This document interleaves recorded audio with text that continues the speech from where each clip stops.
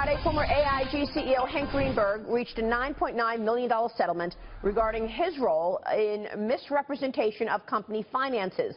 This ends a nearly 12-year-long case with the state of New York. The Wall Street Journal's opinion page today reads this: the taxpayers of New York State should be furious after 12 years of chasing down former AIG CEO Hank Greenberg by 3 state attorneys general. Current AG Eric Schneiderman settled on Friday for $9 million and the legal equivalent of a lousy T-shirt. Joining me right now is former AIG CEO himself, Hank Greenberg. Hank, it's good to see you. Thanks so much for joining us. Good to see you. Well, I guess there's got to be some relief here because it's over. Yes, in that regard, yes.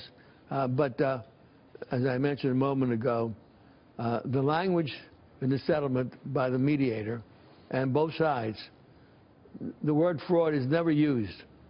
It wasn't, and it shouldn't have been.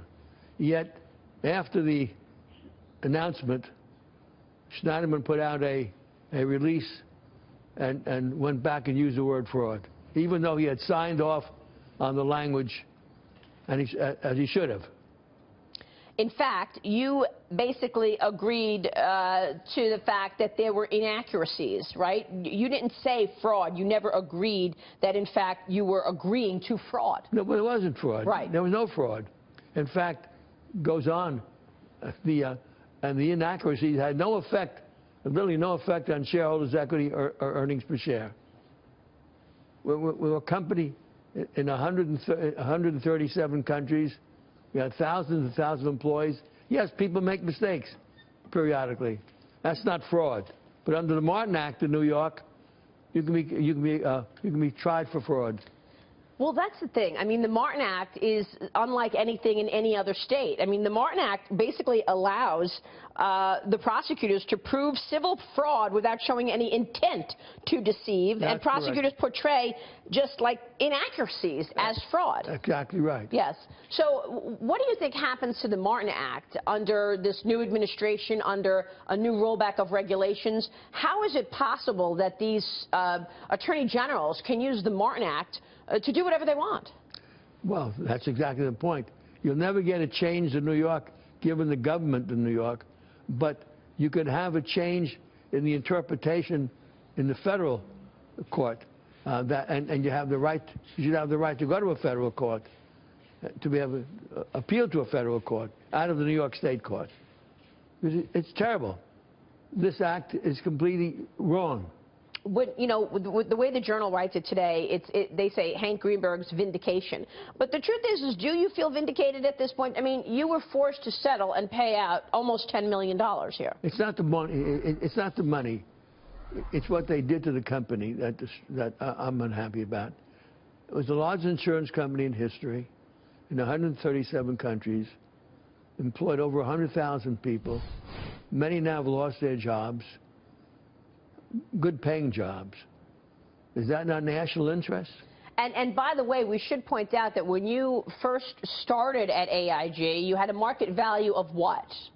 $330,000. $330 million. $30 million, and you left it at $180 billion. $180 billion. So here you are growing this company enormously, creating hundreds of thousands of jobs. Then the financial crisis happens. You're forced out because Elliot Spitzer is chasing you down, and your board felt that they had to act. I wonder what would have happened to AIG if you were running AIG during the financial crisis. We never would have had that problem. Never. We used to meet on that issue at least once a week.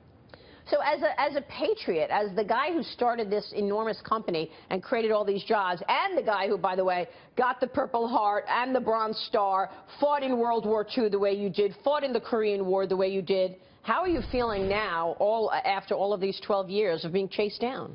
Well, I feel terrible about that. I feel good that it's over, but but that's not vindication, not yet. Not when the Attorney General, he owes me an apology, putting out that release yesterday. So you want an apology from Schneiderman? Absolutely. Let me move on to the regulatory story, because you're a business guy, you're all around the world, and here we are talking about bilateral trade deals that Donald Trump wants to do with folks like China, with Mexico. From a business standpoint, with operations all over the world, how do you sit with this? I feel pretty good about it. I think there's a lot we can do, and I think the President is beginning to do that. I think it's important that we have a relationship with China. I think it's important both to China and to the United States, and I hope we can work that out. Do you think it's better to do bilateral deals rather than doing deals with lots of countries? I mean, I said earlier on the show, I was talking to somebody in business over the weekend, and he said, imagine if I wanted to do a merger with 20 other companies. How are you going to have a good trade deal with all 20? Well, that was in regards to the TPP, obviously. Yeah, I understand that. I'm sorry that we walked away from TPP, because as soon as we did, another country moved right in. Right. And I think we could have managed our way through that. I think we could have negotiated different terms for different countries. It's possible to do that. So what do you think will happen in terms of trade dealings? Do you think he'll be able to do bilaterals with all of these different countries?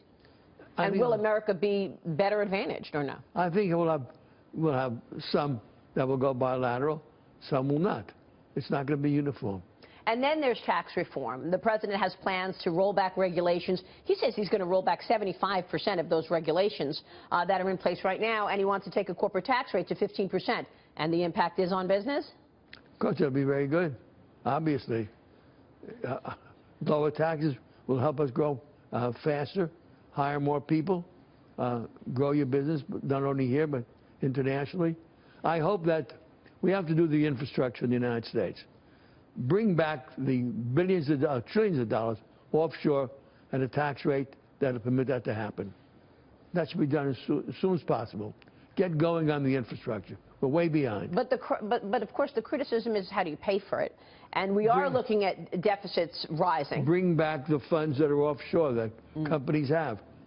And that's what he wants to do as well. He says that if you take that tax down, you think we will see some of that $2.5–3 trillion overseas coming back to the U.S.? Absolutely, if you lower the tax rate. And let me end where it began. Do you have any idea if the Martin Act goes away, given that that was the needle in your side? It's not going to go away, so I'm going to keep fighting to make it go away. Have you spoken to Eliot Spitzer? No. Hank, it's good to have you on the program today. Good to see you. Thank you so much for joining us. Hank Greenberg is the CEO of CV Star, former CEO AIG, this morning.